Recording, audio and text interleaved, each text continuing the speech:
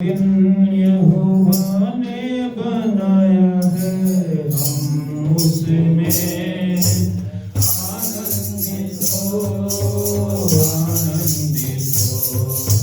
सारी सारी यहोवा ने बनाया है, हम उसमें आनंदित हो, आनंदित हो।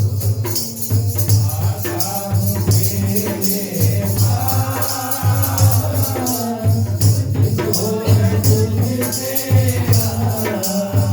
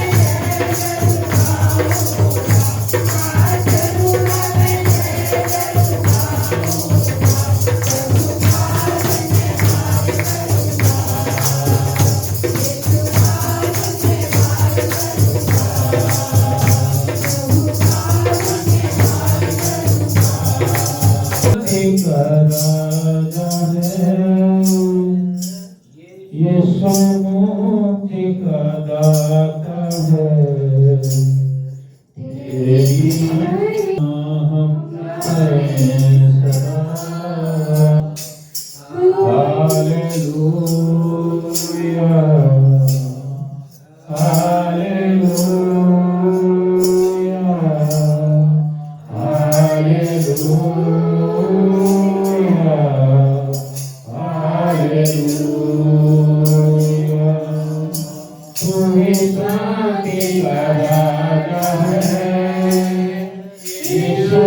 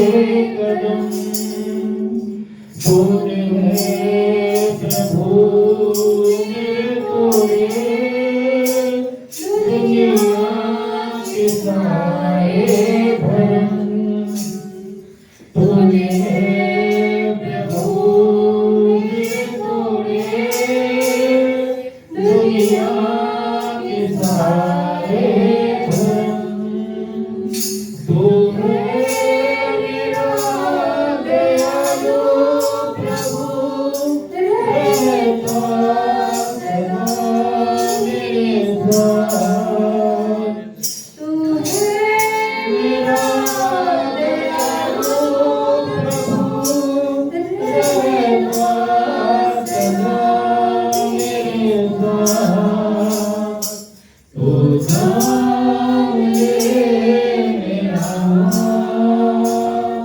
मैं रहूं प्रभु के साथ मेरा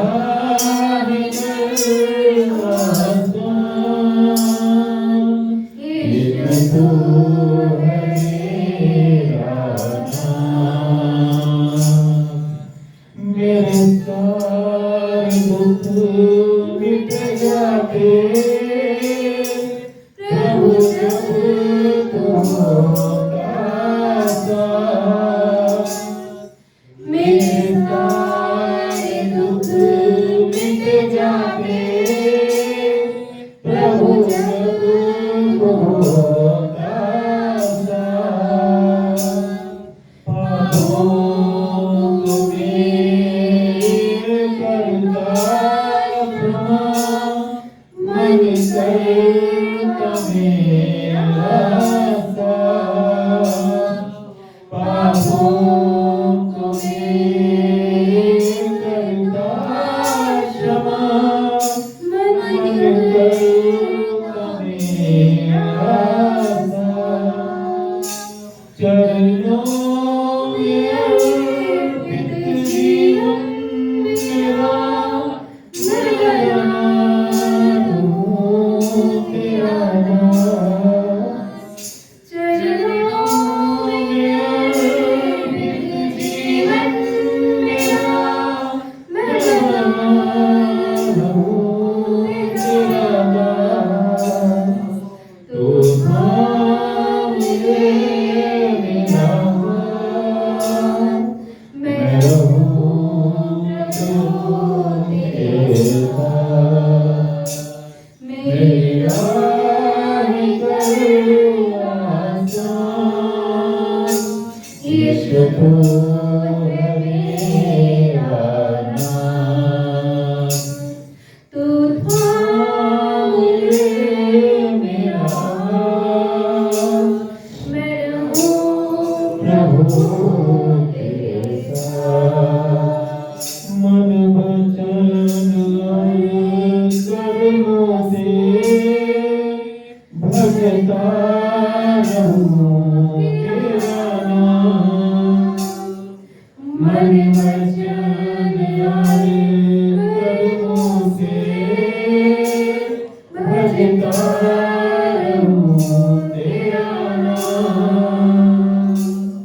मिलते तुझे शांति प्रभु रख तू मुझे अपने पास मिलते तुझे शांति प्रभु रख तू मुझे अपने पास जीवन के अंत समय तक दिल में रहे तेरा जीवन के अंत समय तक मेरे दिल में रहे तेरा तू थाम ले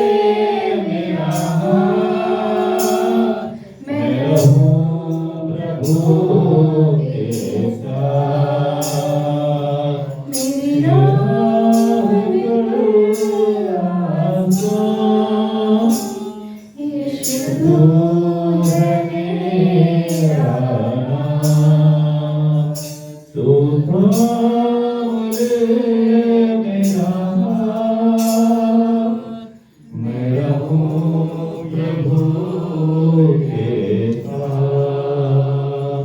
लटकाना तेरी देने को जिंदगी, वही बना था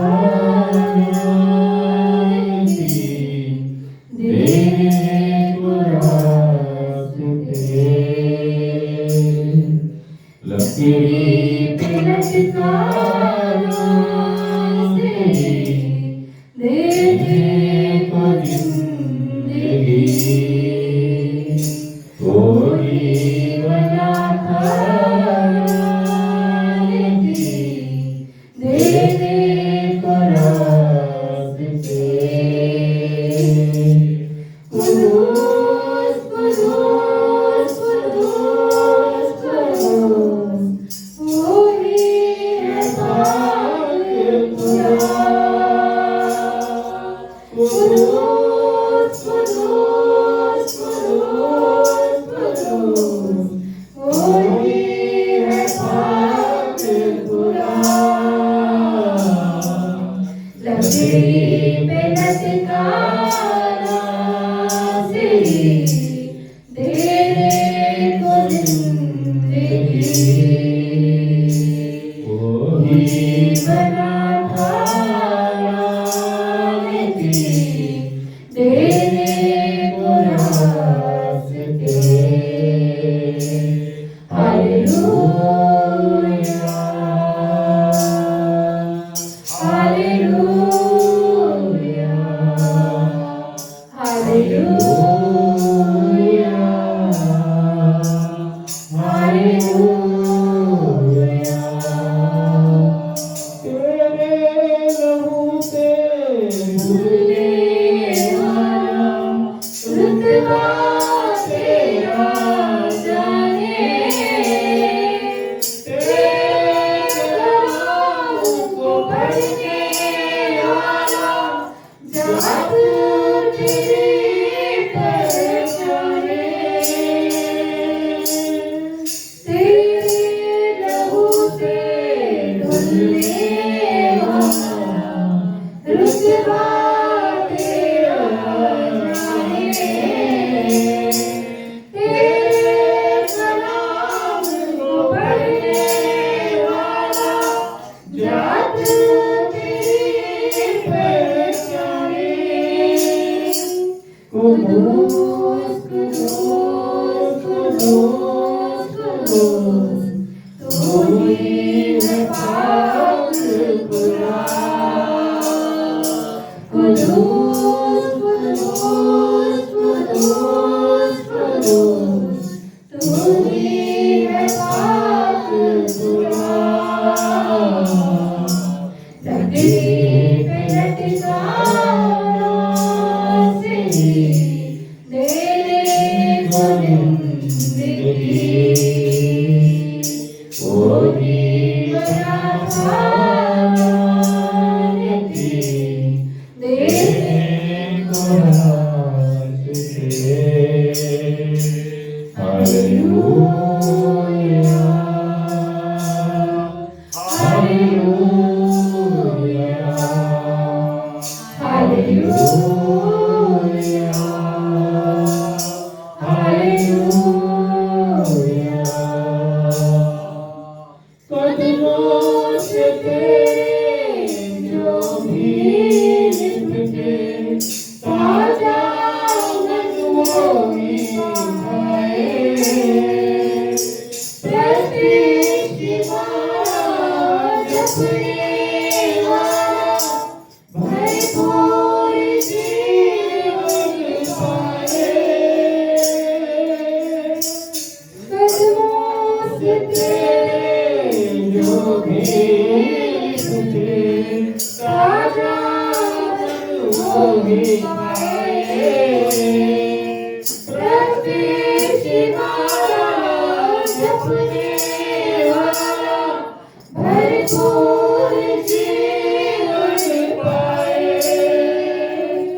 कुदूस कुदूस कुदूस कुदूस तू ही है पाक खुदा। कुदूस कुदूस कुदूस कुदूस तू ही है पाक खुदा।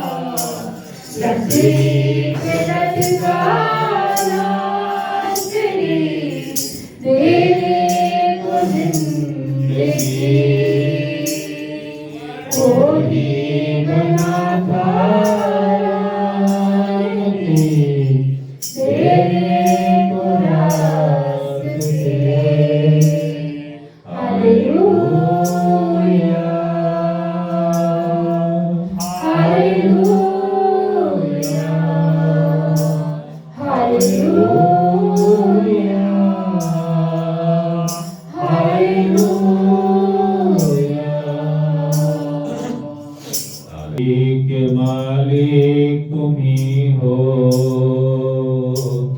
सारी सृष्टि की रक्षक तुम ही हो। करते हैं तुझको सादर प्रणाम, गाते हैं तेरे गुणगान। सारी सृष्टि के मालिक तुम ही हो, सारी सृष्टि के रक्षक तुम ही हो। करते हैं तुझको सादर प्रणाम, गाते हैं तेरे गुणगान।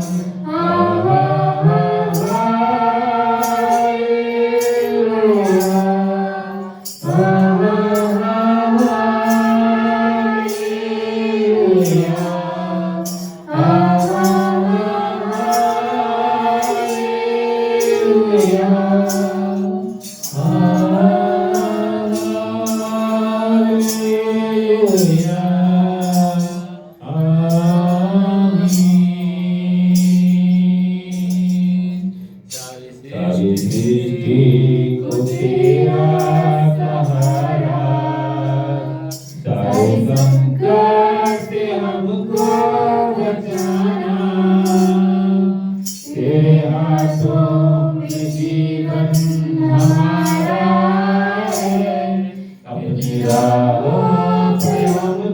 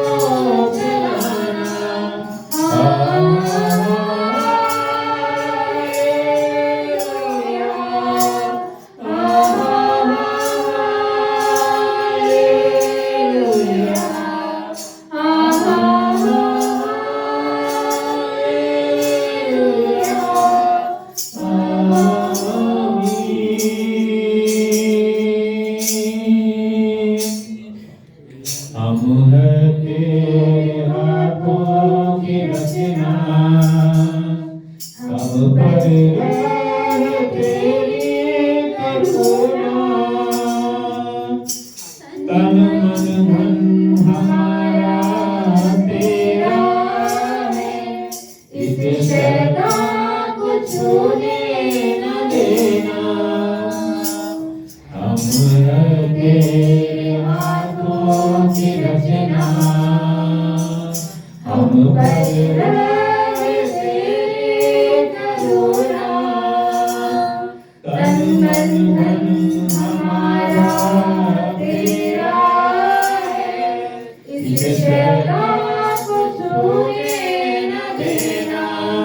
हालेलुया,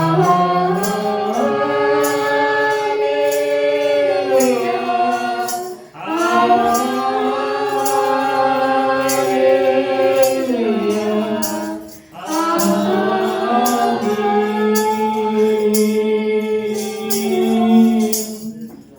अब तो नहीं है किनारा, तीरथ को हमारे बढ़ाना, जीवन के हमारे नैया को भव सागर में खोने न देना। अब दूर नहीं है किनारा, तीरथ को हमारे बढ़ाना, जीवन की हमारी नैया को भव सागर में खोने न देना।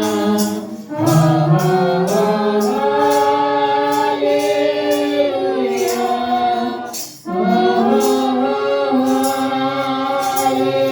हालेलुया,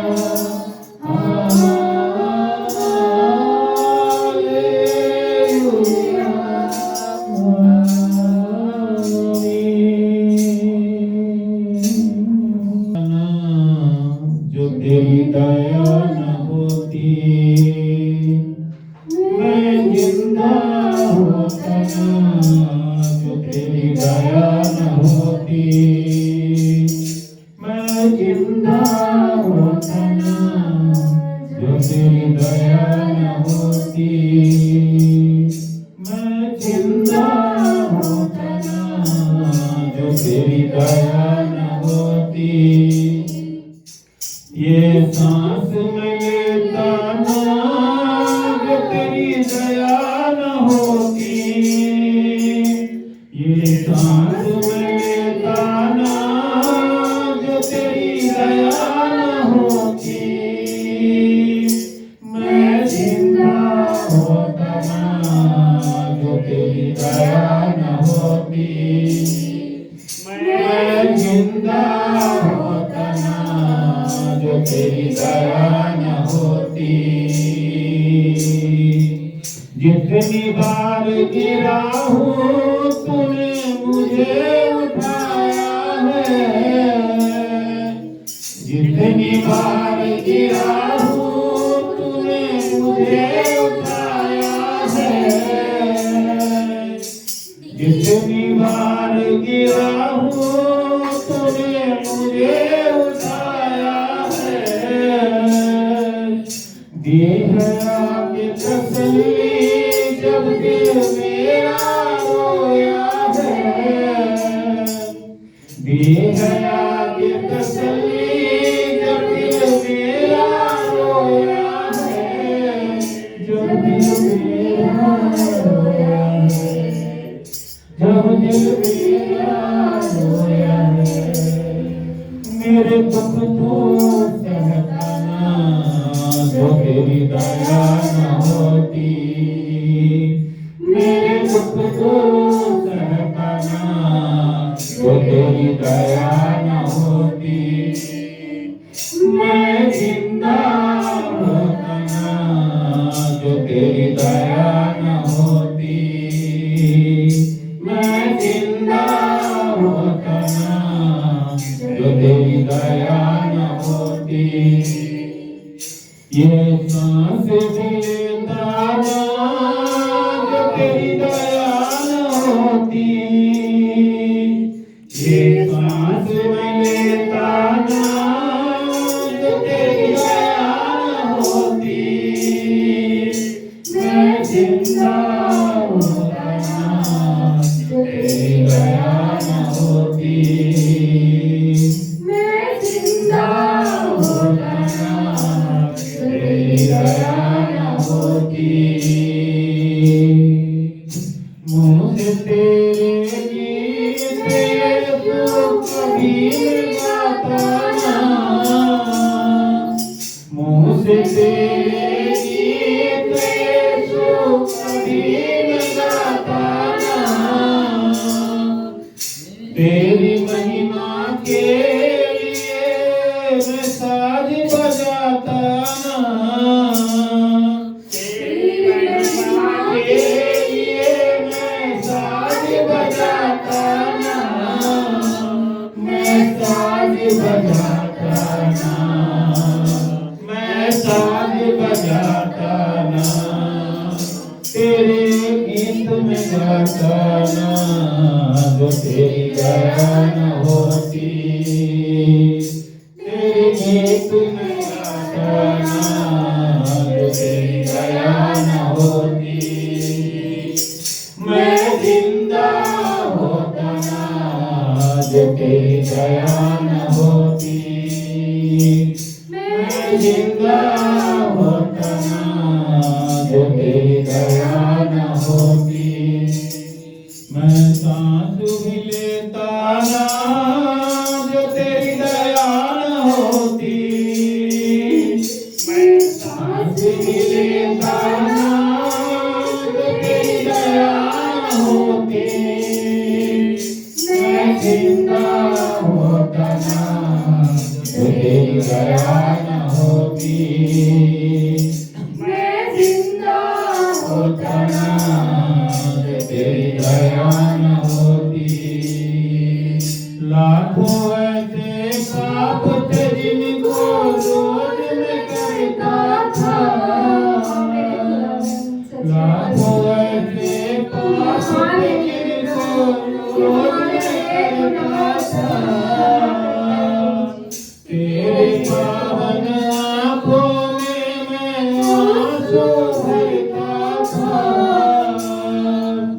तेरे पावन आँखों में मैं आंसू भरता था, मैं आंसू भरता था, मैं आंसू भरता था, तेरा दास मैं होता ना जो तेरी दया न होती, तेरा दास मैं होता ना जो तेरी दया न होती, मैं जिंदा होता ना जो तेरी दया न होती, मैं जिंदा होता ना जो तेरी दया न होती, मैं सांस भी लेता ना,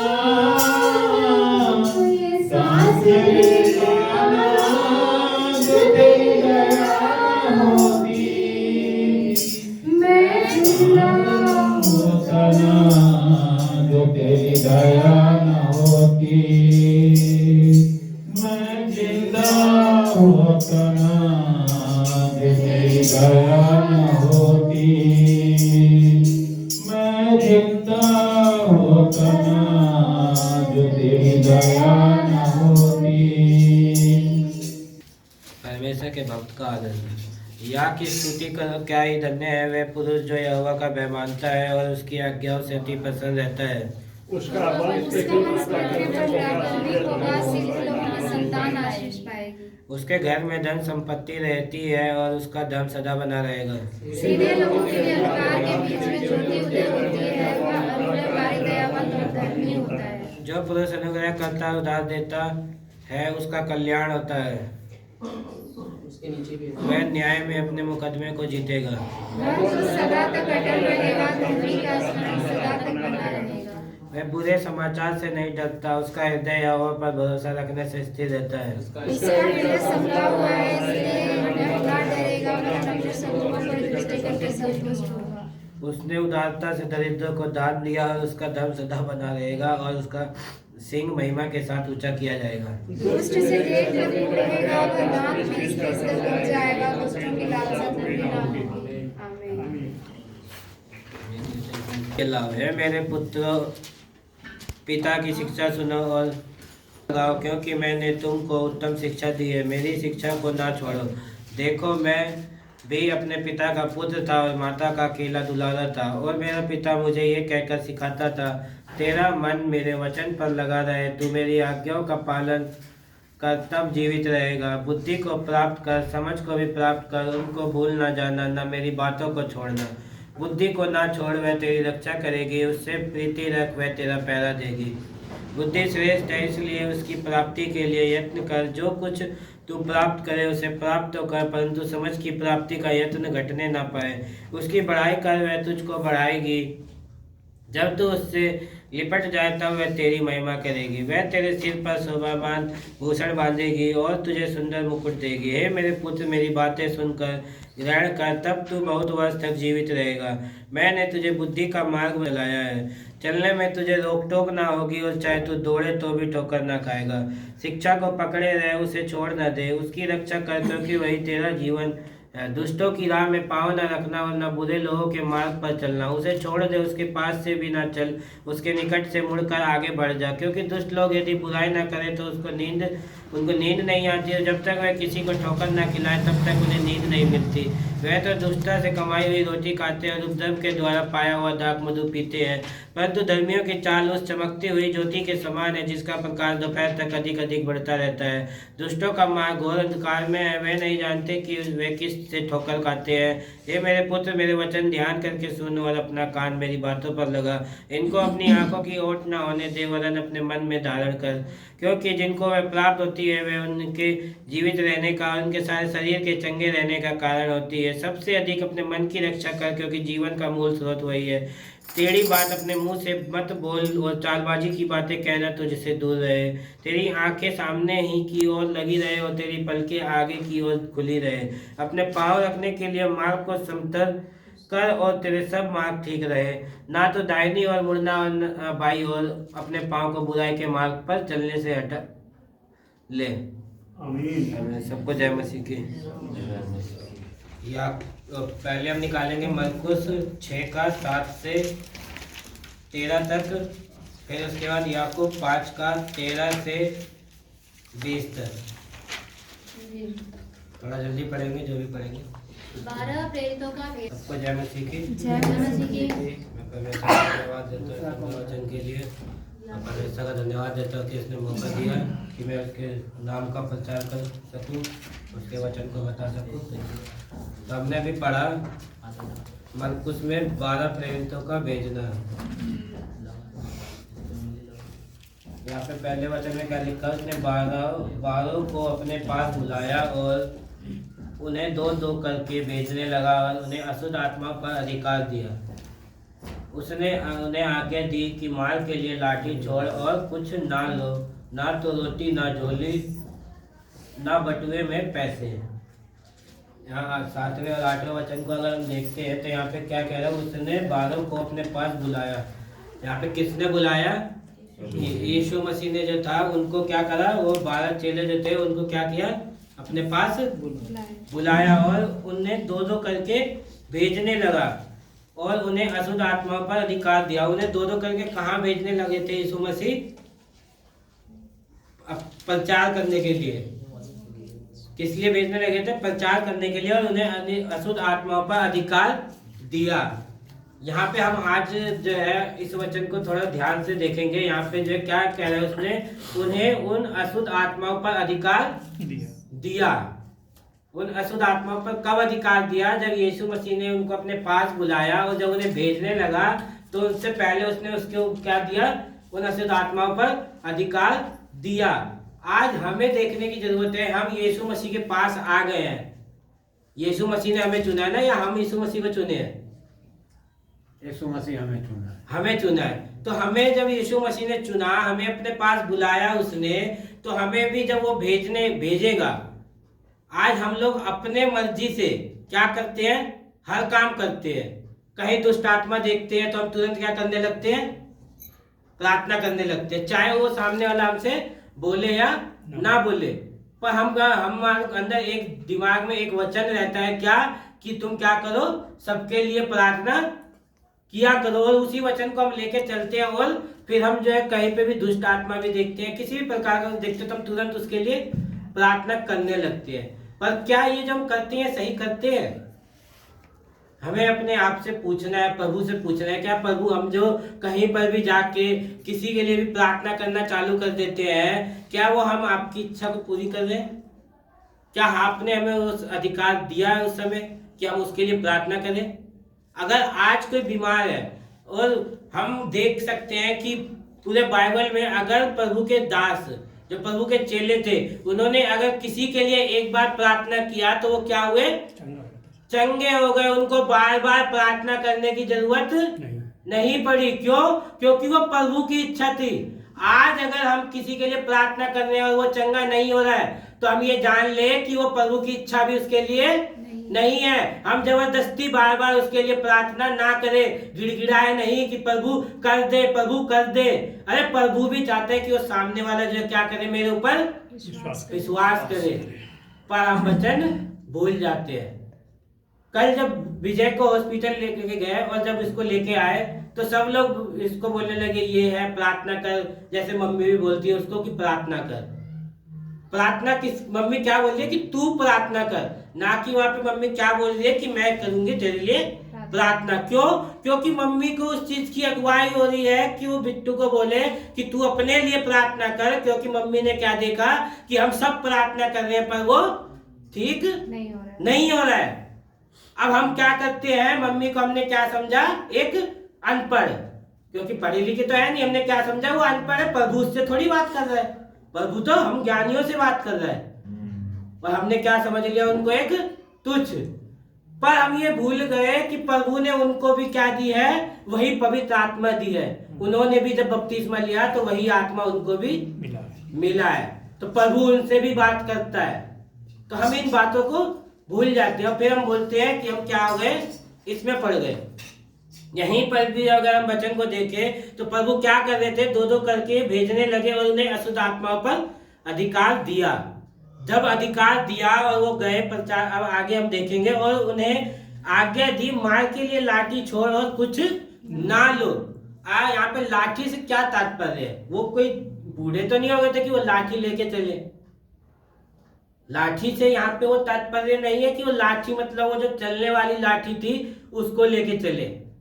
यहाँ पे लाठी का मतलब है प्रभु का जो वचन था, जो प्रभु ने उसको सामर्थ दी थी। प्रभु ने उनको एक सामर्थ दिया कि क्या है, उनको अशुद्ध आत्माओं पर अधिकार दिया। प्रभु ने कहा सिर्फ वो सामर्थ जो मैंने तुम्हें दिया वो लेकर चलो, तुम खाने की चिंता मत करना कि रास्ते में क्या खाऊंगा नहीं खाऊंगा, उसका इंतजाम मैं करूंगा। जब हम परमेश्वर में आए तो परमेश्वर ने हमसे भी वादा किया, पर हम उस वादे को पूरा नहीं कर पाए। हम 2 मिनट में कुछ बोलते हैं, फिर 2 मिनट में हम कुछ बोलते हैं। मुझे बड़ा गुस्सा आता है जब यहाँ पे कोई खड़ा होकर गवाही देता है और ये बोलता है कि मैं प्रभु से ये वादा किया, भूल गया, प्रभु ने फिर मुझे दिखाया, फिर मैं वही गलती कर रहा हूँ। क्या हम ये बच्चे हैं? हम बच्चे हैं कि हम अपनी बातों को भूल जाए? अरे कोई 2 साल पहले गाली देता है उसको हम 10 साल तक याद रखते हैं। प्रभु से किया हुआ वादा हम इतनी जल्दी क्यों भूल जाते हैं? क्यों? क्या हम मुकाबले में आ जाते हैं? तो नहीं देते। मैं सबसे, कोई बुरा मत मानना, अगर बुरा लगे तो मुझे क्षमा कर देना, क्योंकि मैं भी इन सब चीजों को लेके मैं परेशान था। मैं भी सोचता था कि हम लोग बार बार गवाही देते हैं कि हम ये कर दिए, हमने ये वो किया, इसलिए हमारे ऊपर ये दंड आ रहा है। क्यों भाई? हम जिसका कोई महत्व नहीं है हम उसको 10 साल तक याद रखते हैं। तो प्रभु से किया हुआ वादा हम क्यों इतनी जल्दी भूल जाते हैं कि हमें दंड मिले? क्यों? क्योंकि आज भी हम दूध पीते बच्चे की नाई है। इसीलिए प्रभु का वचन कहता है कि अब तुम दूध पीते बच्चे की नाई मत रहो। कब तक तुम घुटनों के बल चलोगे? खड़े हो जाओ, मैं तुम्हें खड़ा करना चाहता हूँ। पर आज भी हम रेंगने वाले हैं, रेंग रेंग के चलने वाले हैं। तो इस बातों को हमें याद रखना है कि हमें जो है फालतू की बातों से निकलने की जरूरत है। हमें निकलकर, और जो हम सच में, अगर हम सच में मानते हैं कि प्रभु है, वो खुदा है जो हमारी बातों को सुनता है, तो मैं कहता हूँ घुटनों के बल बैठकर एक बार प्रार्थना कर लो। जितनी गलती हुई है ना, वो खुदा एक एक करके नहीं बताएगा, एक साथ सारी बातें बताएगा। बीते 8 सालों में क्या गलती हुई मेरे से, मुझे भी नहीं पता थी। पर मैं सच कह रहा हूँ, कोई विश्वास करे ना करे, पर पिछले हफ्ते जब मैंने एक अंकल से बात करा था, उन्होंने मेरे पिछले 8 साल की बातें उन्होंने झट से बता दी, और आने वाली बातें भी उन्होंने मुझे बताई। और ये नहीं था कि उन्होंने वचन से नहीं कहा, मैंने उनकी बातें सुनी। मैंने यहाँ तक कि उनको टेस्ट भी लिया उनका। मेरे से ज्यादा कोई सामने वाले का टेस्ट नहीं ले सकता। इतना टैलेंट है मेरे अंदर कि मैं सामने वाले का टेस्ट बहुत बढ़िया से लेता हूँ। प्रभु ने ये टैलेंट बहुत बढ़िया दिया है, तो मैंने उनका भी टैलेंट मैंने देखा। क्योंकि वचन क्या कहता है कि अंत के दिनों में भरमाने वाली दुष्ट आत्माएं खड़ी होंगी और प्रभु के नाम से भविष्यवाणी करेंगी। वो वचन मेरे दिमाग में आया और मैंने उनसे फिर बात वार्तालाप करने लगा। तब मुझे समझ में आया कि नहीं, सच में ये क्या है, प्रभु की ओर से। मैंने उसको ग्रहण किया और फिर उसको ग्रहण करके जब मैं प्रार्थना किया, तो मेरे हर सवालों के जवाब ये पूरा बाइबल मुझे दे दिया। हर एक चीज के सवाल के जवाब जो मेरे मन के अंदर थी, जो चलती है, उन सब बातों का जवाब मुझे मिला। तो हम जब परमेश्वर के सामने अपनी बातों को रखेंगे तो परमेश्वर उसका जवाब भी देगा। अब यहाँ पे हम वचन को देखें तो यहाँ पे वचन क्या कहे, लाठी छोड़ और कुछ ना लो, ना रोटी, ना झोली, ना बटुए में पैसे, परंतु जूतियां पहनो और 2-2 कुर्ते ना पहनो। यहाँ पे क्या कह रहा है, जूतियां पहनो और 2-2 कुर्ते ना पहनो। और उसने उनसे कहा, जहाँ कहीं तुम किसी घर में उतरो तो जब तक वहां से विदा ना हो तब तक उसी घर में ठहरे रहो। अब यहाँ पे जब अगर हम इस वचन को देखें और समझे तो हमें यहाँ पे क्या कहा जा रहा है कि जब, परंतु जूतियां पहनो और 2-2 कुर्ते ना पहनो। जूतियां मतलब यहाँ पे वो नहीं है। प्रभु का वचन जूते के बारे में एक हमें बताता है कि परमेश्वर ने हमें किस चीज का जूता पहनने के लिए कहा है, मेल के सुसमाचार के। यहाँ पे वो फैशन जूतियों के बारे में नहीं कहा जा रहा है कि पहन के हम फैशन कैट वॉक करें और वो वॉक करें, उसके बारे में नहीं बताया। यहाँ पे सुसमाचार के जूतों के बारे में बताया। अगर हम ध्यान से पढ़े और वचन को समझने की कोशिश करें तो। और उसने उनसे कहा, जहां कहीं तुम किसी घर में उतरो। अगर हम किसी घर में जा रहे हैं प्रचार के लिए, पहली बात तो ये कि हम पहले प्रार्थना करें कि प्रभु तू अपने लोगों के बारे में बता, तू कहाँ भेजना चाहता है उसकी अगुवाई कर। तो प्रभु अपने आप हमसे बात करेगा और वो हमें भेजेगा उस जगह जहां वो भेजेगा ना, वहां की सारी बातें पता होगी।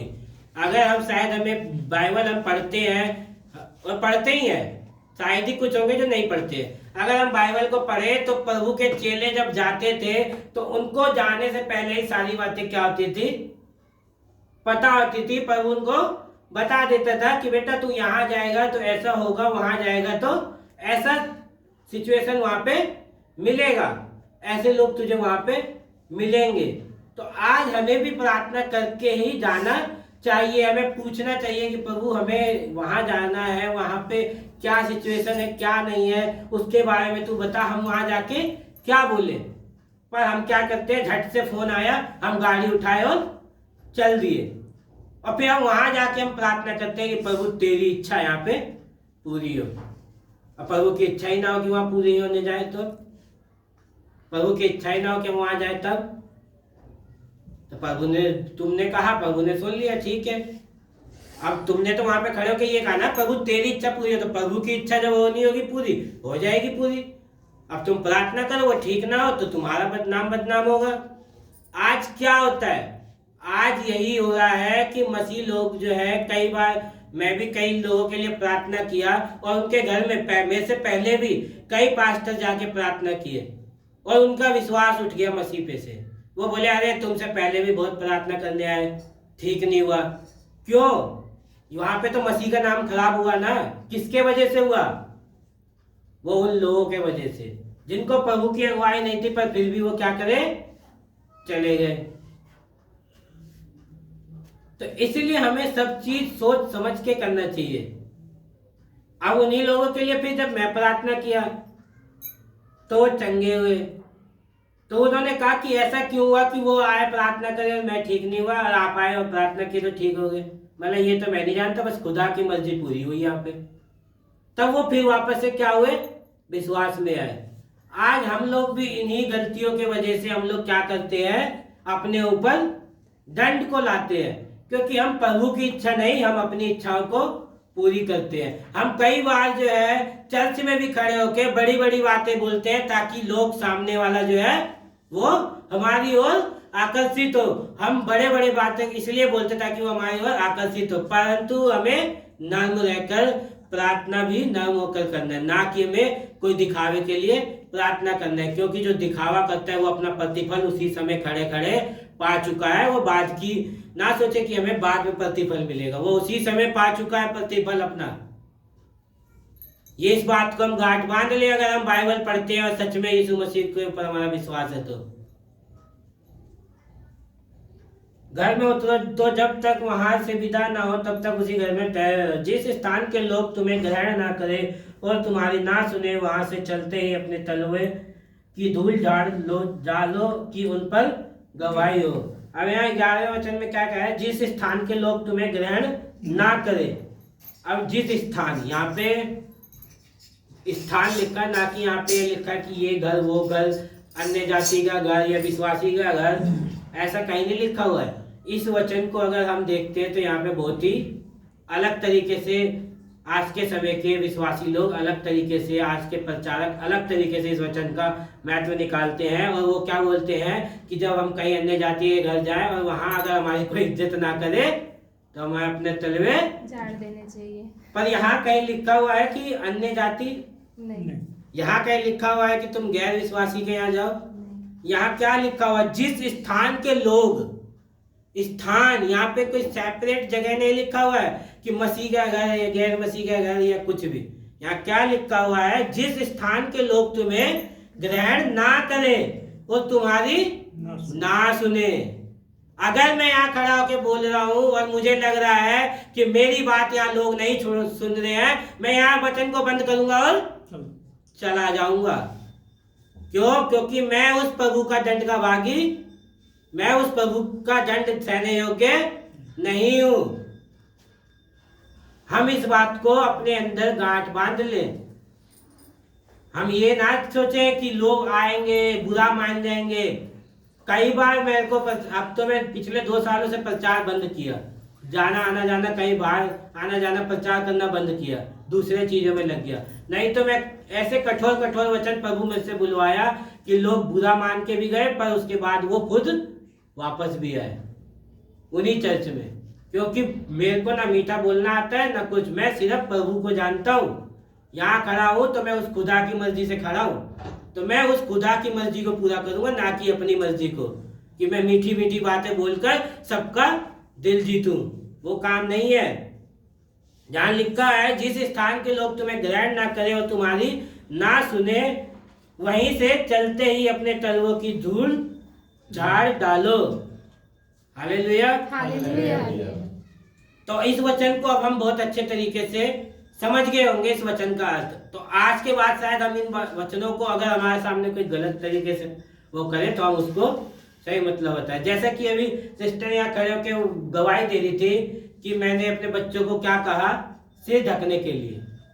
इनसे पहले, सिस्टर से पहले मैंने 3-4 बार बच्चों को कहा था। एक बार वो वैष्णवी गुस्सा भी हो गई, 2 बार गुस्सा हुई, तीसरी बार गुस्सा हुई, मैं छोड़ दिया। वो दिन मुझे आज भी याद है। तीसरी बार जब ये गुस्सा हुई थी, मैंने इसको सर ढांपने के लिए कहा था, ये गुस्सा होकर भाग गई थी ऊपर, और फिर ऊपर में गुस्सा होकर ही ये चुन्नी लाई और अपने ऊपर डाली गुस्से में। क्यों? क्योंकि मैं बड़ा हूं तो मेरी इज्जत करने के लिए इसने क्या कहा, गुस्से में डाल लिया। और वो दिन है और आज का दिन है। देख लो, कभी मैंने इसको कहा कि हमारे सर पे चुन्नी डाल, ये अब क्या करती है, जब ये खुद पहली बार अपनी इच्छा से लेकर आई चुन्नी, मुझे भी बड़ा अच्छा लगा। क्यों? क्योंकि इसको प्रभु ने बात किया और इसके मन में खुद आया।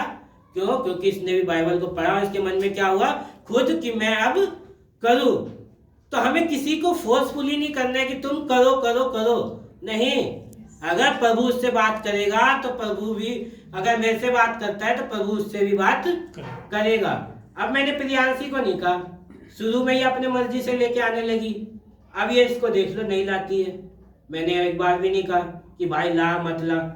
मैं एक बात और बताना चाहता हूँ, देखो किसी को बुरा लगे चाहे भला लगे, अगर वीडियो बनानी है, ठीक, या तो एक उस पर्सन को दो जो सच में परमेश्वर के तरफ आकर्षित नहीं है, ठीक, क्योंकि हम जो है या तो फिर भजन आराधना कर लो या फिर एक वीडियो बनवा लो, ठीक, या तो भजन आराधना कर लो या फिर वचन पढ़वा लो। हम दूसरे की आशीष क्यों खो रहे हैं? मैं प्रियांशी से पूछना चाहता हूँ, क्या प्रियांशी को अच्छा लगता है वीडियो बनाते हुए? क्या उसका मन नहीं करता कि वो भी जो है खुलकर भजन आराधना करे? अरे प्रभु ने उसको वो गिफ्ट दिया है। शायद हम भूल गए कि वो प्रियांशी ही थी जिसने इस घर के अंदर, मतलब यहाँ के घर के अंदर सबसे ज्यादा दुख अगर किसी ने झेला तो वो एक प्रियांशी थी और क्या सिस्टर थी। दोनों ही लोग क्या करें, सबसे ज्यादा भाग दौड़ करे। आज सिस्टर क्या कर रही है, अपने आप को तो प्रभु में मजबूत कर रही है, और बच्चे को क्या कर रही है, कैमरा थमा दी कि तू वीडियो बना। वो खुल के गा भी नहीं सकती, क्यों? क्योंकि गाएगी है, अरे प्रभु की आत्मा उसके ऊपर उतर रही हो, तब वो तो गाते गाते भी फोन गिरा देगी, फोन टूट जाएगा, उसको अपने ऊपर कंट्रोल करना पड़ेगा। तो इन सब चीजों का हमें ध्यान रखने की जरूरत है कि हम जो है प्रभु में दिखावे के चक्कर में हम प्रभु से दूर ना हो जाए। क्योंकि प्रभु ने 2-3 बार इसके लिए और वैष्णवी के लिए मुझे अगुवाई करी। आज ये 5वीं बार अगुवाई हुई मेरे को, जब मैं उस समय जब यहाँ पे खड़ी होकर प्रियांशी गवाही दे रही थी कि वीरवार की रात में क्या हुआ कि शिवांगी स्लिप खाकर गिर गई। पर हकीकत ये था कि शिवांगी वहां गिरती नहीं, गिरने वाली थी प्रियांशी। और ये बात मैंने सिस्टर को वीरवार की रात में ही, बुधवार की रात में, मतलब 12 बजे के बाद तो अगला दिन हो जाता है, मैंने रात में ही 12 बजे फोन करके बोला था कि उन लोगों के लिए प्रार्थना करियो कि वो लोगों को सब कुछ ठीक रहे। तो अगर उन्होंने प्रार्थना किया तो उसका क्या हुआ कि वो दोनों तो बच गए। तो इससे हमें समझने की जरूरत है कि हम कहीं ना कहीं अभी हम गिर रहे हैं गिर रहे हैं। तो हमें अपने आप को गिरने नहीं देना, हमें अपने आप को प्रभु के हाथ में सौंप के उठना है। अब प्रियांशी ने कहा कि मुझे प्रभु ने अगुवाई किया कि मैं क्या करूं, 4 दिन का उपवास करूं। क्यों कहा? उसने पूरी गवाही यहाँ पे नहीं दी, उसने पूरी गवाही नहीं दी है यहाँ पे। उसने क्या स्वप्न में देखा वो भी नहीं बताया यहाँ पे। क्या मैं एक चीज पूछना चाहता हूँ कि यहाँ पे जब हम खड़े होकर गवाही देते हैं, क्या वो प्रभु के साक्षी मानकर देते हैं या फिर हम अपने आप को दिखाने के लिए गवाही देते हैं? अगर प्रभु ने इससे कोई बातें करी, अगर वो पर्सनली इसके लिए है, तब तो वो ना बताए, या कुछ ऐसी बातें हैं जिससे सामने वाले को बुरा लगे तो हम उस बातों को इनडायरेक्टली, नाम ना लेते हुए हम इनडायरेक्टली बोल सकते हैं। पर हमें गवाही पूरी देनी चाहिए, चाहे वो छोटी हो चाहे बड़ी हो, चाहे कोई सुनता हो चाहे ना सुनता हो, वो उसके ऊपर है। पर हमें अपनी गवाही कभी भी अधूरी देकर नहीं छोड़नी है। इस बात को हमें गांठ बांध लेनी है, क्योंकि हम हर चीज से क्या करते हैं, पाप करते हैं। हम हर चीज से, हर एक चीज से हम पाप करते हैं जब अगर हम कुछ प्रभु के नाम को लेकर हम करते हैं। तो इसलिए हमें हर चीज को अपने समझ से नहीं बल्कि प्रभु के समझ से हमें करना चाहिए। इसलिए आगे से ध्यान रखें। और पहली बात तो ये कि जब हम यहाँ खड़े होकर गवाही देते हैं तो कोई ये ना बोले कि प्रभु की ये छोटी सी गवाही है। क्योंकि मैं कई बार सुनता हूँ लोग यहाँ खड़े होकर जब देते हैं तो मैं प्रभु का धन्यवाद देता हूँ, एक छोटी सी गवाही देना चाहता हूँ। वो छोटी गवाही नहीं होती है, वो बहुत बड़ी गवाही होती है। तो इसलिए कभी ये बोलकर प्रभु को नीचा ना करे कि छोटी सी गवाही, ये बोले कि मैं प्रभु के नाम का धन्यवाद देती हूँ, मैं अपने जीवन की गवाही देना चाहती हूँ कि प्रभु ने मेरे जीवन में ये किया, ना कि छोटी गवाही। और बड़ी गवाही क्या होती है और छोटी गवाही क्या होती है? कहीं बाइबल में लिखा हुआ है कि छोटी गवाही और बड़ी गवाही के बारे में? तो ये हम अपने आप क्यों बना लेते हैं हर गवाही? हमें हर चीज सोच समझ के बोलना चाहिए, ना कि बिना सोचे समझे हम यहाँ खड़े होके कुछ भी बोल रहे हैं, कुछ भी कर रहे हैं और बोल के चले जा रहे हैं। नहीं, हमें हर चीज सोच समझ के बोलना चाहिए। तब उन्होंने जाकर प्रचार किया कि मन फिराओ। तब उनके चेले क्या करें? जब उनको अधिकार दे दिया गया, सब कुछ बता दिया गया यीशु मसीह के द्वारा, तब उनके चेले गए प्रचार करने के लिए। आज हमें जानना है कि क्या यीशु मसीह हमें सब कुछ बता दिए हैं? क्या हम तैयार हो गए हैं जब हम प्रचार करने जा रहे हैं? आज हमें जानने की जरूरत है। हम खुद पहले अपने आप को जांचें परखें, उसके बाद हम आगे जाएं, क्योंकि हमारे बोलने से सामने वाला तो आशीष पाएगा, पर अगर हमारे गलत बोलने से अगर वो ठोकर खाए तो उसका दंड भी हम ही भोगेंगे। तो इसलिए हमें हर चीज सोच समझकर करना चाहिए। और बहुत सी दुष्ट आत्माओं को निकाला और बहुत सी बीमारियों पर तेल मलकर उन्हें। अब यहाँ पे एक चीज और मैं सबको बताना चाहता हूँ। हम लोग जो है क्या कहते हैं, तेल, पानी, इसको क्या करो, ये सब चीजें क्या है? ये अविश्वासियों के लिए, जो विश्वास में नहीं है। यहाँ कहाँ लिखा हुआ है ऐसा चीज? मैं इस वचन के द्वारा सबसे पूछना चाहता हूँ कि यहाँ कहाँ लिखा हुआ है कि तेल सिर्फ अविश्वासियों के ऊपर ही लगाओ और उसके प्रार्थना करो, मलकर उसके लिए प्रार्थना करो तो दुष्ट आत्मा निकल जाएगी? यहाँ कहीं लिखा हुआ है ऐसा? यहाँ क्या लिखा है? बहुत सी दुष्ट आत्माओं को निकाला और बहुत से बीमारों पर तेल मलकर उन्हें चंगा किया। आज अगर हम देखें तो विश्वासी भी बीमार है और अविश्वासी भी। तो ये वचन दोनों के लिए है। कहीं हम ये ना सोचे कि ये वचन सिर्फ एक अविश्वासियों के लिए बोला गया। नहीं, अगर हम ये मानते हैं कि बाइबल हमारे लिए है, बल्कि हर वचन हमारे लिए है, तो ये वचन हमारे लिए है। अगर हम सही से पढ़े और समझ से अपनी समझ को साइड में रखें और प्रभु के ज्ञान से हम, प्रभु का जो बुद्धि है उसको हम लेकर अगर पढ़ें, तो हमें हर एक बात समझ आएगा। हालेलुया। सबको समझ आ रहा होगा? बिल्कुल अच्छे से आ रहा है। तो इसलिए कोई भी जो है ये ना बोले अपने मुंह से और कोई भी ना समझ की बातें ना करे। हमें अगर नहीं समझ आ रहा तो हम ना बोले, वो बेहतर है। पाप में पढ़ने से बढ़िया है कि हम ना बोले, वो बेहतर है। तो अब हम निकालेंगे याकूब 5:13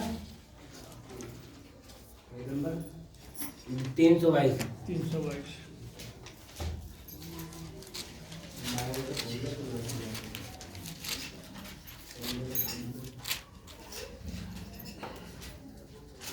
निकालिए सब लोग। प्रार्थना की शक्ति। यदि तुम में कोई दुखी है तो वह प्रार्थना करे, यदि आनंदित है तो वह स्तुति के भजन गाए। अब यहाँ जो है पहले वचन में ही हमें दो चीज बताया जा रहा है। क्या क्या बताया जा रहा है? कोई बताएगा? सब सुने।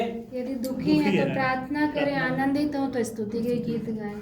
तो अभी हम लोग क्या है? अभी हम कुछ नहीं है, स्तुति के आनंदित है। आनंदित है हम लोग। तो क्या हम लोग यहाँ खड़े होकर आनंदित में भजन होकर गाए, आनंद में भजन होकर गाए? हाँ बिल्कुल। कितने लोग गाए? सब गाएंगे। अभी कितने लोग गाए? अपनी आत्मा पे हाथ रखकर पूछना। मजाक नहीं चल रहा है यहाँ पे कि हम जो है कुछ भी बोल दे, कुछ भी कर दे। मजाक का विषय नहीं है ये। अगर हम आज प्रभु को ठट्टे में उड़ाते हैं तो प्रभु का भी वचन कहता है जिस समय मैं आऊंगा ना, उस समय मैं तुमको भी मानने से लजाऊंगा। तो इसलिए हम वचन को ठट्टे में ना ले, हमें अपने आप से पूछना है। मुझे मत सर्टिफिकेट दो कि मैं जो है आनंदित होकर भजन गाया, या मैं कह रहा हूँ जब भजन गा रहे थे मैं वहां बैठ के प्रार्थना कर रहा था, क्योंकि मैं फास्टिंग में हूँ और मुझे सबसे ज्यादा अभी जरूरत है तो सिर्फ वचन का। इसलिए मैं वहां चुपचाप होके भजन नहीं प्रार्थना कर रहा था। और उसी समय मैं इन वचनों को मैं देख रहा था। ये वचन मैं रात में भी स्वप्न के द्वारा मैं देख रहा था कि जब कुछ बातें थी, अभी पास्टर जी ने बताया कि हम एक उसको लेके इन्होंने छोड़ा, तो उन्हीं सब चीजों के लिए मेरे अंदर भी कुछ बातें चल रही थी कि क्या हम लोग जो है सही कर रहे हैं गलत कर रहे हैं। तो प्रभु ने एक वचन दिया मुझे और उस समय कहा कि ना तो उन्होंने तुम्हें पोस्ट दिया, ठीक, जब वो तुम्हें कोई पोस्ट नहीं दे रहे थे तब हम क्या समझते थे, हमें सब लोग, मतलब एक गलत लैंग्वेज वो नहीं बोलूंगा, हमें सब वो समझ रहे हैं, ठीक। और हमने अपनी बढ़ाई करी उनके सामने, ना कि उन्होंने हमें कोई फोर्सफुली पोस्ट देना चाहता। हमने क्या किया था, उनके सामने अपने नाम की इतनी बढ़ाई करी कि हम तो ये जानते हैं, हमको तो उतने लोग जानते हैं, हमें तो पुलिस वालों के साथ ये है, वो है, फलाना है, ढिमकाना है। कहे थे सब लोग, कहे थे कि नहीं कहे थे, अपने अपने हाथ रख के सब कहना कि हमने अपने नाम की बढ़ाई करी थी कि नहीं करी थी। तब जाके उन्होंने हमारे अंदर की देखी क्वालिटी, उन्होंने पोस्ट दिया और हमने एक्सेप्ट किया। तो आज जब हमें पता चल गया कि हम लोग जो है गलत कर रहे हैं, तो हम इतना हल्ला क्यों मचा रहे हैं? क्यों मचा रहे हैं कि हम उनसे जवाब लें? वो कौन होते हैं हमारे सवाल का जवाब देने वाले? कौन है वो जो हम उनसे जवाब ले? जब उन्होंने देते समय हमसे नहीं पूछा था पोस्ट, तो हम भी देते छोड़ते समय उनसे क्यों जवाब मांगे? हम शांति से देंगे। कोई ये नहीं कि हम उनसे पूछे कि हाँ भाई आप, अरे वो बदनाम करते करने दो। यीशु मसीह को भी बदनाम किया लोगों ने। प्रभु का वचन कहता है कि तुम क्षमा करोगे तो तुम्हारे पाप भी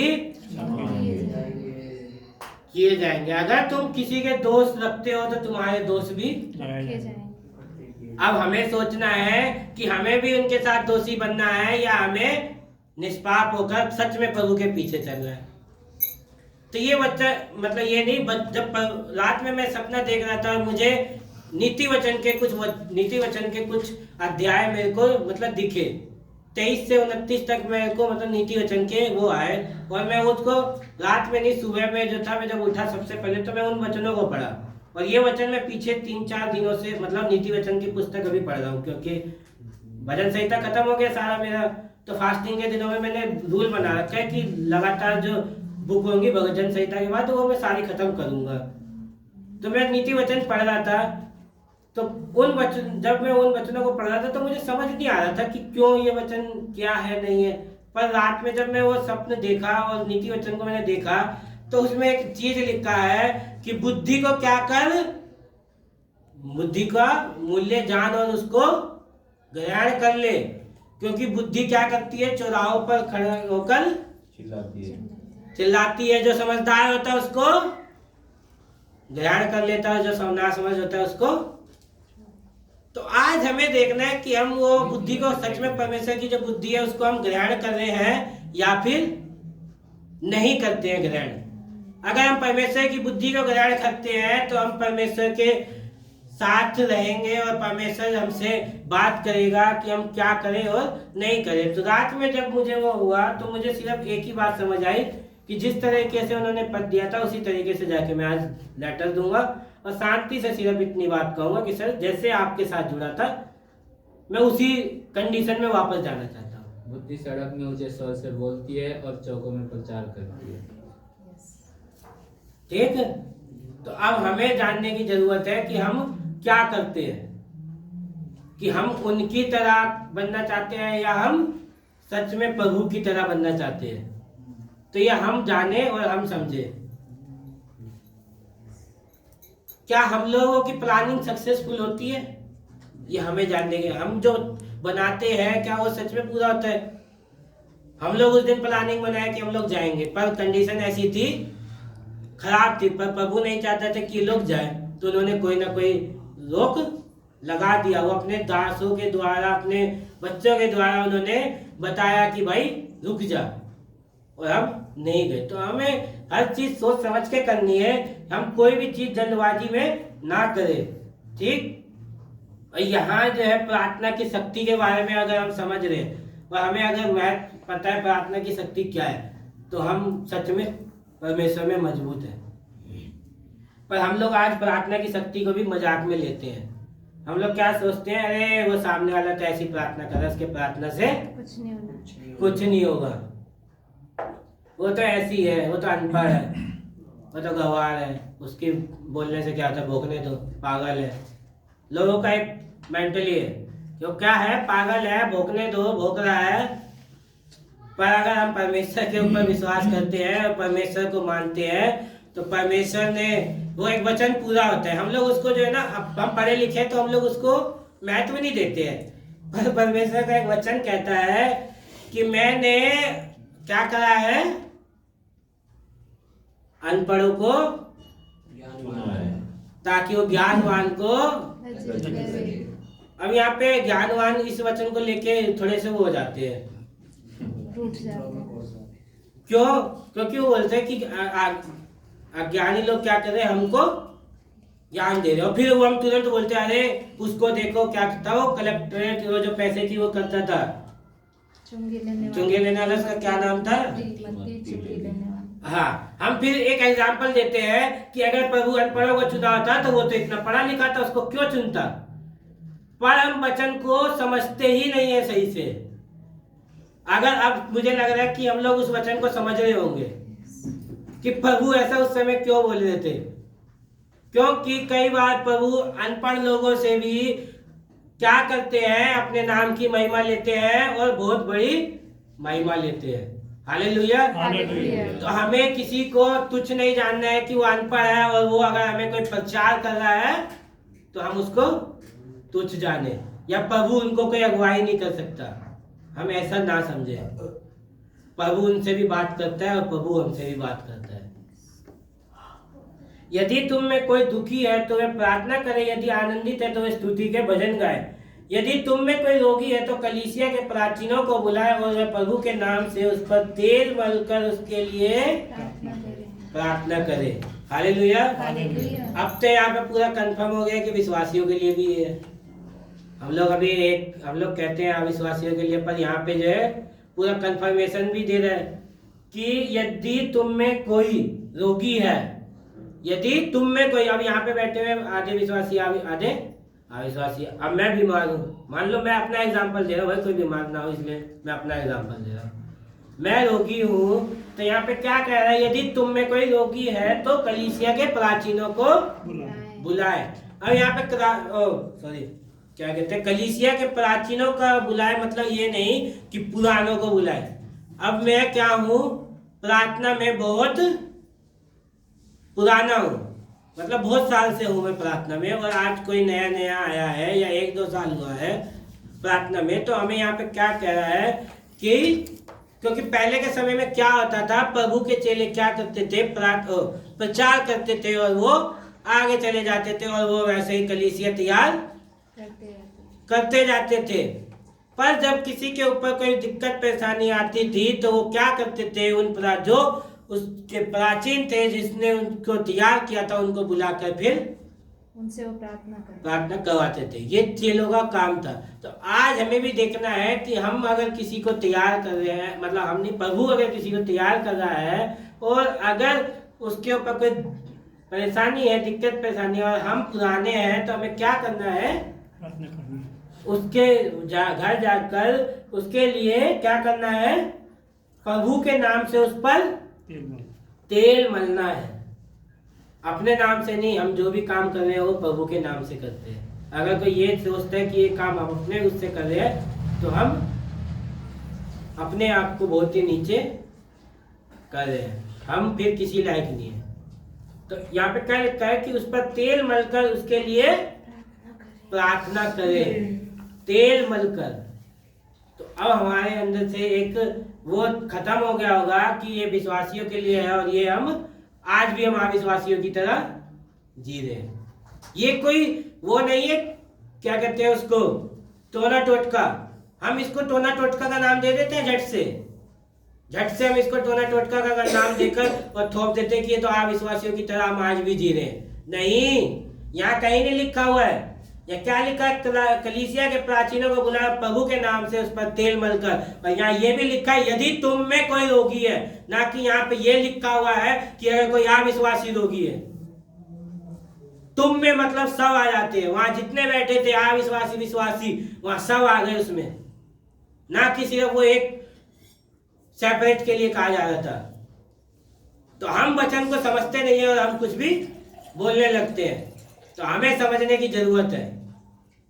अगर हम सच में प्रभु के जन बनना चाहते हैं, सच में प्रभु के साथ चलना चाहते हैं, हमें हर एक चीज समझने की जरूरत है। पूरे दिन बाइबल पढ़ लेने से, 24 घंटा प्रार्थना कर लेने से कुछ नहीं होता है।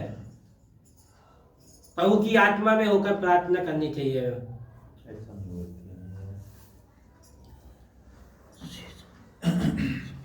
हमें ये नहीं दिखाना है, संसार को दिखाने के लिए हमें कुछ नहीं करना है। हमें परमेश्वर के सामने सच में आत्मा के साथ प्रार्थना करनी चाहिए। हमें हर चीज की समझ देगा वो प्रभु।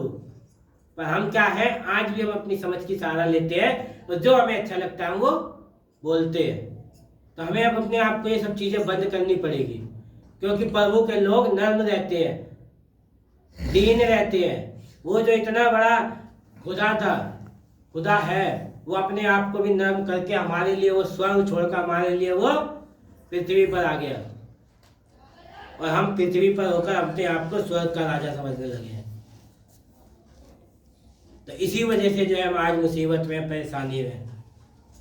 और विश्वास की प्रार्थना के द्वारा रोगी बच जाएगा और प्रभु उसको उठाकर खड़ा करेगा। Hallelujah, hallelujah. ये हमारा विश्वास है कि अगर हम विश्वास के साथ प्रार्थना करेंगे तो हमारे द्वारा क्या होगा, रोगी चंगा हो जाएगा। ये हमारा विश्वास है जी। लगता है विश्वास ही नहीं है हमें। क्यों नहीं विश्वास है? तो खूब विश्वास है कि प्रभु कि हम प्रार्थना करेंगे तो रोगी चंगा हो जाएगा, ये हमें विश्वास है। हम नहीं करेंगे, हम प्रभु के हम प्रार्थना करेंगे प्रभु के द्वारा रोगी चंगा हो जाएगा, ये विश्वास है हमें। बिल्कुल विश्वास है। यस। तो हम लोग इतना डर क्यों है बोलने में कि हाँ ना। प्रभु उसको उठाकर खड़ा करेगा और यदि उसने पाप भी किए हो तो उनकी भी क्षमा हो जाएगी। हालेलुया। यहाँ पे कितना बड़ा अधिकार प्रभु हमें दे रहा है। हमें प्रभु इतना बड़ा अधिकार दे रहे हैं और हम क्या करते हैं, छोटे छोटे अधिकारों के लिए हम परेशान होते हैं। छोटे छोटे जिनका कोई महत्व नहीं, हम उसके लिए परेशान होते हैं। क्यों? है ना? क्योंकि हम लोग क्या है, संसार के हैं और संसार में ही बनकर रह गए हैं।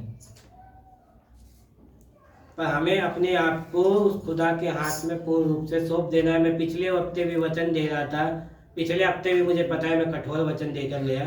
कुछ को अच्छा लगा, कुछ को बुरा लगा। कुछ लोगों को तो इतना बुरा लगा कि वो मेरे मारने की भी तैयारी करने लगे हो, पता नहीं। क्योंकि शैतान भी परेशान होता है वचन को सुनकर। Hallelujah, hallelujah. प्रभु के सभा में प्रभु खड़ा है तो शैतान भी खड़ा होकर वचन सुन रहा होता है। विश्वास कर रहे हो? यस। तो वो शैतान देखा कि अरे ये तो क्या कर रहा है, मेरे लोगों को वापस से अपनी ओर खींच रहा है, प्रभु की ओर वापस से इनको लीन कर रहा है। क्यों ना मैं इन्हीं लोगों को पहले मारूं, ये लोग खत्म, कहानी खत्म।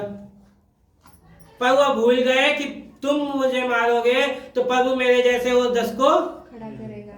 हालेलुया। हालेलुया। और पहली बात तो ये कि प्रभु के लोग को कोई छू भी नहीं सकता है। अगर किसी के अंदर ये वहम हो कि प्रभु के लोगों पर हम ये करवा दे, वो करवा दे, तो शैतान सुन ले। वो अभी भी बैठकर सुन रहा है और वो सुन ले। उस खुदा से बड़ा ना उस शैतान हुआ। उस शैतान को भी प्रभु ने आज्ञा दिया, तब जाके उसने क्या किया, अय्यूब को जाके छेड़ा। वो पांव के नीचे। इसलिए हमें कभी कमजोर नहीं होना है। अगर आज शैतान हमारे ऊपर हावी हो रहा है तो कहीं ना कहीं हम गलती कर रहे हैं और कहीं ना कहीं परमेश्वर से हम पीछे हो रहे हैं। और प्रभु हमें बार बार वो याद दिलाना चाहता है कि बेटा देख, जब तक तू मेरे पास था तब तक तू क्या था, सुरक्षित था। वो थोड़ा सा दिखाना चाहता है। जब हम ज्यादा हो जाते हैं तो थोड़ा सा वो हमें दिखाना चाहता है कि नहीं देख, प्रभु जो है, प्रभु भी अपने लोगों से कुछ तो चाहता है ना। यस। और वो हमें सब कुछ ऐसे ही तो नहीं दे देगा। पर हम एक वचन लेके बैठ जाते हैं कि तू प्रभु के सत्य और धर्म की खोज कर। यहाँ पे प्रभु काम दे रहा है, वो ऐसे ही सब कुछ नहीं दे रहा है। पर हम क्या बोलते हैं कि तू सत्य और धर्म की खोज कर, प्रभु तुझे यूं ही सब कुछ, सिर्फ इतना वचन हम सुनते हैं, यूं ही तुझे सब कुछ दे देगा प्रभु। पर वहां पे हमें काम भी तो करने के लिए बोल रहा है। क्या बोल रहा है कि तू सत्य और धर्म की खोज कर। Hallelujah, hallelujah. एक काम दे रहा है, उसके बदले हमें वो सब कुछ दे रहा है। तो हमें हर चीज समझने की जरूरत है और करने की जरूरत है। उसके बाद क्या लिखा है, इसलिए तुम आपस में एक दूसरे के सामने अपने अपने पापों को मान लो और एक दूसरे के लिए प्रार्थना करो जिससे चंगे हो जाओ। हालेलुया। यहाँ पे क्या कह रहा है, इसलिए तुम आपस में एक दूसरे के सामने अपने अपने पापों को मान लो और एक दूसरे के लिए प्रार्थना जिससे वो चंगे हो जाए। धर्मी जन की प्रार्थना के प्रभाव से बहुत कुछ हो सकता है। हालेलुया। हालेलुया। हम ये विश्वास करते हैं कि जब हम प्रार्थना करेंगे तो सब कुछ हो सकता है। पर वो कब होगा, जब हम धर्मी जन बनेंगे। और धर्मी जन बनने के लिए हमें नर्म होना पड़ेगा, दीन होना पड़ेगा। पर हमारे अंदर नर्मता की तो बात दूर, हमारे अंदर तो क्रोध खत्म नहीं हो रहा है। और सबसे ज्यादा तो मेरे ही अंदर था। झूठ नहीं बोलता मैं सच बोलता हूँ, क्योंकि यहाँ खड़ा प्रभु के सामने। किसी को विश्वास हो ना हो कि प्रभु यहाँ खड़ा है नहीं खड़ा, पर मुझे विश्वास है कि वो मेरे साथ है, मेरे अंदर, और यहाँ खड़े होकर मेरे अंदर से बोल रहा है। और प्रभु कभी झूठ नहीं बोलता।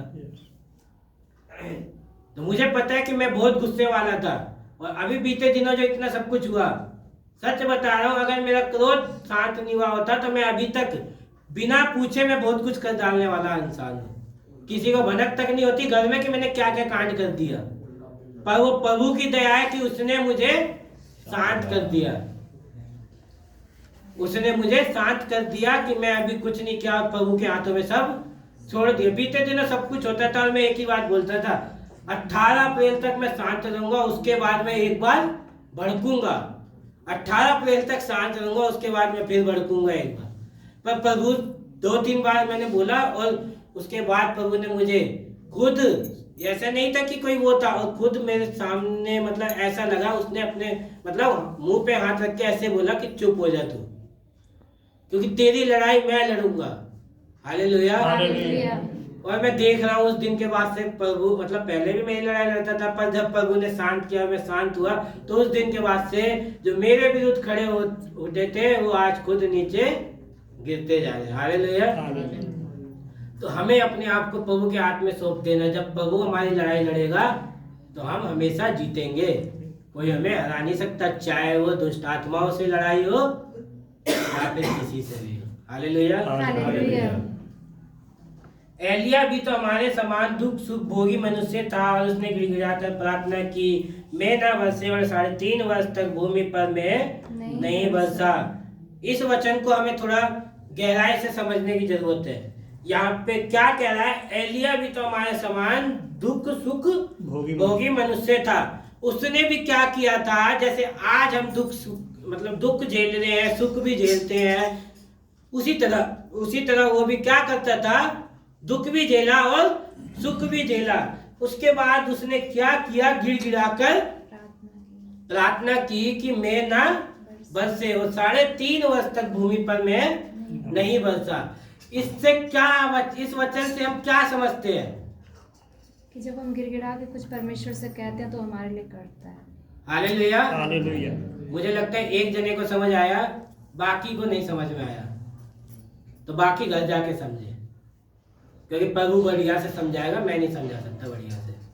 तो यहाँ पे क्या कह रहा है कि एलिया भी हमारे समान दुख सुख भोगी मनुष्य था, उसने गिड़गिड़ाकर प्रार्थना की, मैं ना बरसे। आज अगर हम दुख सुख झेल रहे हैं और हमें लगता है कि हमने कोई गलती करी है, कोई पाप किया है, तो हमें प्रभु के सामने क्या करना है, हमें गिड़गिड़ाकर प्रार्थना करना है, माफी मांगनी है, ताकि प्रभु हमें क्षमा करे, और फिर हमें उससे प्रार्थना करना है। और मुझे विश्वास है कि जब हम ऐसा करेंगे तो प्रभु हमारी ओर ध्यान देगा और हमें सभी तरीके से संभालेगा।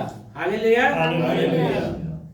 आज मैं एक छोटी सी गवाही यहाँ पे, मतलब गवाही दी हुई गवाही है, मैं उसी के विषय में थोड़ा सा वो कहूँगा। क्या था कि 7-8 साल क्या हुआ था, नरेला के काम को, मतलब एक काम के एग्जांपल से मैं दे रहा हूँ। नरेला का काम कितने साल से चल रहा था, तिरजान कंपनी का 8 साल। पीछे क्या हुआ था, 2-3 सालों में क्या हुआ था कि एकदम एंड मौके पे क्या हो जाता था, टेंडर आके क्या होता था कि राजू साहब को नहीं मिलेगा। तो उस समय क्या होता था कि पापा, मतलब पास्टर जी, मम्मी, ये लोग क्या होते थे, प्रार्थना करते थे कि वो काम ना जाए, गिड़गिड़ा कर प्रार्थना करते थे कि प्रभु अगर ऐसा हो गया तो हम क्या करेंगे, नहीं करेंगे। तो प्रभु क्या कहते थे कि तू चिंता मत कर। पर जब हमने गिड़गिड़ाकर प्रार्थना किया तो उसका हमें फल मिला या नहीं मिला? मिला। वो काम जाते जाते भी क्या होता था, चाहे कम पैसे में ही मिले पर वो आ जाता था। वो काम कौन देता था? मालिक के मन में कौन देता था? परमेश्वर। परमेश्वर देता था। हालेलुया। हालेलुया। तो हम अपने जीवन में, हमारे जीवन में ही प्रभु ने इतनी गवाही दे रखी है कि अगर हम अपने जीवन की उन बीती गवाहियों को देखें तो शायद आज हमारा विश्वास और मजबूत होना चाहिए था, पर आज हमारा विश्वास क्या हो गया है? कमजोर हो गया है। आज थोड़ा सा किसी चीज को लेकर आता है प्रॉब्लम तो हम परेशान हो जाते हैं। और उस समय ऐसा नहीं था कि पास्टर जी के पास कोई दूसरा काम नहीं था। उस समय तो 2-3 साइड चल रही थी इनकी, वो चली जाती तो दूसरा काम भी मिल जाता, दूसरा काम तो चल ही रहा था। पर इन्होंने क्या किया? उस काम के लिए भी गिड़गिड़ाकर प्रार्थना किया और प्रभु ने क्या कहा कि मेरा बेटा मेरे सामने इतना गिड़गिड़ा रहा है तो वो कभी भी अपने दास को उदास नहीं होने देता। क्योंकि वहां पे जितने लोग थे उनकी आशा किनके साथ थी? इनके साथ थी। अब प्रभु ने वो भी दिखाया, जब वहां पे लोगों ने इनके खिलाफ विरोध किया तो प्रभु ने कहा तू मेरे दास के खिलाफ विरोध करेगा तो ले, मैं अब वो काम खत्म कर रहा हूं, क्योंकि मैं अपने दास की बेइज्जती नहीं होने देता कहीं भी। और उसने क्या किया? वो काम खत्म कर दिया और अब कोई वहां के सुपरवाइजर के ऊपर नाम नहीं लगा सकता, क्योंकि अब तो मालिक डायरेक्ट आके मिल लिया। सब कुछ खत्म हो गया। क्योंकि लोगों के मन में था कि धीरेन्द्र पैसा खा रहा है, ये खा रहा है, वो खा रहा है, थी बहुतों के लोगों के मन में थी। वहां पे मैं भी जाता था इनके साथ, मैंने लोगों के मन विचार देखे। तो प्रभु ने कहा कि मेरे बेटे के विरुद्ध जो ये कल्पनाएं उठ रही है मैं उसको खत्म क्यों न कर दूं? तो प्रभु ने कहा ले बेटा मैं तुझे इन सब चीजों से दूर करता हूँ। ऐसा नहीं कि वो काम खत्म हो गया और इनको नहीं मिला, मिला ना, पर किस तरीके से मिला? दूसरे तरीके से, ताकि अब धीरेन्द्र जी के ऊपर तो कोई बात ही नहीं आएगी। अब तो भाई मालिक भी तुम्हें जानता है, तुम भी मालिक को जानते हो। लो जी, मालिक खुद बोल के गया इतने पैसे दूंगा, अब तो खाने वाली बात ही खत्म हो गया। सबके मन से क्या हो गई? शंकाएं हो गई। तो प्रभु कभी अपने लोगों को मुसीबत परेशानी में नहीं छोड़ता है। हालेलुया। तो हमें इस बातों को समझना चाहिए। ये वचन, हम लोग वचन को तुच्छ समझते हैं, प्रभु को तुच्छ समझते हैं। प्रभु कभी अपने बच्चों को तुच्छ नहीं समझता है। प्रभु आज भी वो हमें उतनी इज्जत देता है। वो आज भी हमें अपनी दाहिनी ओर बैठाना चाहता है, पर हम नहीं बैठना चाहते, क्योंकि हम क्या हो गए हैं? प्रभु से भी बड़े हो गए। जैसे शैतान क्या था? वो स्वर्गदूत था, वो अपने आप को प्रभु से बड़ा बनाना चाहता था। हालेलुया। तो आज वो कहाँ का है? कहीं का नहीं है। तो हमें ऐसा नहीं बनना है कि हम भी कहीं के ना रहे। हमें अपने आप को सच में नर्म करने की जरूरत है। हालेलुया। प्रार्थना की तो आकाश से वर्षा हुई और भूमि बलवंत हुई है। मेरे भाइयों, यदि तुम में से कोई सत्य के मार्ग से भटक जाए और कोई उस पर उसे फेर लाए तो वे ये जान ले कि जो कोई किसी भटके हुए पापी को फेर लाएगा वह एक प्राण को मृत्यु से बचाएगा, उनके पापों को पर पर्दा डालेगा। हालेलुया। यहाँ 19 और 20 वचन में क्या कह रहा है? हे मेरे भाइयों, यदि तुम में कोई सत्य के मार्ग से भटक जाए और कोई उसको फेर लाए तो वह ये जान ले कि कोई किसी भटके हुए पापी को फेर लाएगा तो वह एक प्राण को मृत्यु से बचाएगा। हालेलुया। इस वचन को हम समझ सकते हैं कि हम लोगों के बीच में अगर कोई, हमें लगता है कि कोई सत्य के मार्ग से भटक रहा है, गलत चल रहा है, जैसा कि हम लोग अभी देखें, हम लोगों को थोड़ी जैसे विजय भाई के अगर मैं बात करूं तो विजय भाई को प्रभु ने क्या किया? अगुवाई करी। पर विजय भाई क्या करे? उस बातों को कहीं समझे और कहीं थोड़ी बहुत बातें नहीं समझे। मैं भी, प्रभु ने मुझे भी अगुवाई करी, मैं भी कुछ बातों को समझा, कुछ बातों को नहीं समझा। ठीक, इन्होंने भी, पास्टर जी ने भी, सिस्टर ने भी, बच्चों ने भी, मतलब सभी को प्रभु ने अगुवाई करी और हम उन बातों को नहीं समझ पाए। तो प्रभु ने क्या देखा कि ये भी उतने समझ नहीं पा रहे, तो उन्होंने अपने एक नहीं 2 लोग जन को क्या करा, 2 नहीं 3 जन को क्या नहीं करा, वो हमारे सामने भेजे और क्या कहा कि तुम इन वजह से परेशान हो रहे हो, इन सब चीजों से दूर हो जाए, तुम्हारे लिए सब काम है नहीं। हालेलुया। तो हमें उसने क्या करा? हमें सत्य के, प्रभु के दास ने क्या करा? हमें भटके मार्ग से वापस से हमें सत्य के मार्ग पर ले आए। हालेलुया। तो आज हमें भी वही करना है। अगर हमें लगता है कि कोई सत्य के मार्ग से भटक रहा है तो हमें उसको नाश नहीं होने देना है, हमें उसे वापस से प्रभु से प्रार्थना करें और उसको हम सत्य के मार्ग पे वापस से लाए। हालेलुया। हालेलुया। तो इस वचन के पढ़े जाने और सुने जाने पे प्रभु आप सबको आशीष दे, और किसी को कोई बात बुरी लगी हो तो क्षमा करें। सबको जय मसीह की।